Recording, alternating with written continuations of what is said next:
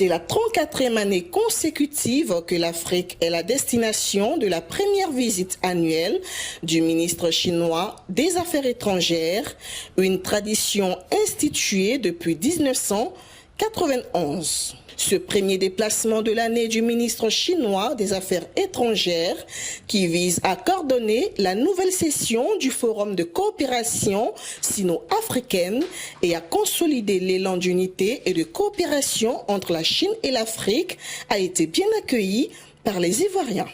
Quand j'ai vu les 4 pays qui ont été choisis, que j'ai vu la Côte d'Ivoire, j'ai dit ça montre la bonne relation qu'il y a entre la Côte d'Ivoire. L'axe Pékin-Abidjan se porte très bien. Et pour moi, qui suis allé en Chine à 2 reprises, qui est un cas des étudiants qui travaillent sur la Chine, je peux vous affirmer que cette coopération est sur le bon chemin.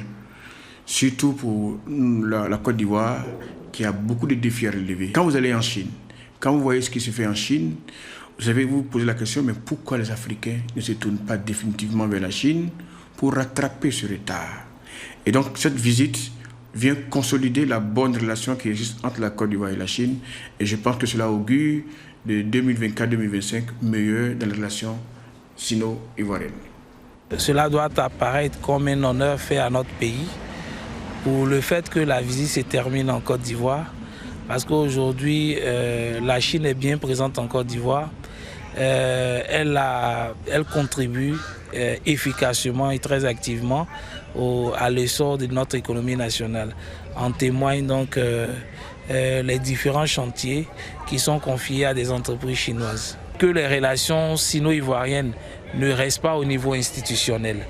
Il faut que les privés y soient impliqués. Parce que nous, en tant qu'amis de la Chine, nous sommes tous les jours approchés par des privés qui souhaitent collaborer avec des entreprises chinoises, qui souhaitent bénéficier de capitaux chinois, mais les balises sont telles que il faut beaucoup de garanties. Et ces garanties-là ne facilitent pas donc ce rapprochement entre le secteur privé et la Chine. Donc il faut beaucoup plus d'ouverture et nous espérons que la visite du ministre des Affaires étrangères chinois Wang Yi va contribuer à cela. Ces dernières années, avec l'arrivée d'entreprises chinoises, de nombreux projets ont été lancés grâce à d'importants investissements en Côte d'Ivoire. Ces projets ont stimulé le développement de l'infrastructure, accélérant ainsi l'urbanisation et l'industrialisation du pays. Pour la plupart des investisseurs et entrepreneurs chinois vivant en Côte d'Ivoire, la visite du ministre chinois des Affaires étrangères est une belle opportunité. Nous espérons que la visite de Wang Yi contribuera à élever la coopération politique entre la Chine et la Côte d'Ivoire à de nouveaux sommets, favorisant ainsi davantage de projets dans la coopération économique. Cela devrait donner un élan significatif à l'économie ivoirienne, injecter une nouvelle vitalité dans la coopération entre les peuples des 2 pays et aussi permettre à nos entreprises d'atteindre de nouveaux sommets dans leurs opérations en Côte d'Ivoire.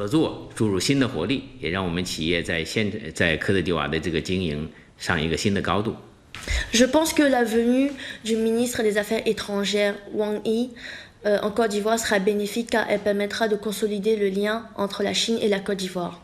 Sa venue permettra également l'implantation des nouvelles entreprises chinoises en Côte d'Ivoire et ça favorisera également l'employabilité de la jeunesse ivoirienne.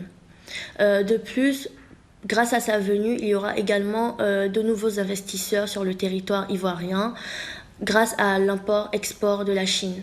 Avec sa stratégie et son expertise, la Chine, premier partenaire commercial de l'Afrique, est parvenue à créer aujourd'hui des conditions de confiance, d'égalité, de respect et de souveraineté avec ses partenaires africains, explique l'expert Abdoulaye Bamba. La Chine a réussi à identifier les 3 problèmes majeurs des Africains. La plupart des pays africains, dans leur retard de développement, ont un problème d'industrialisation. Or, si vous voulez être un pays qui compte, il faut être industrialisé.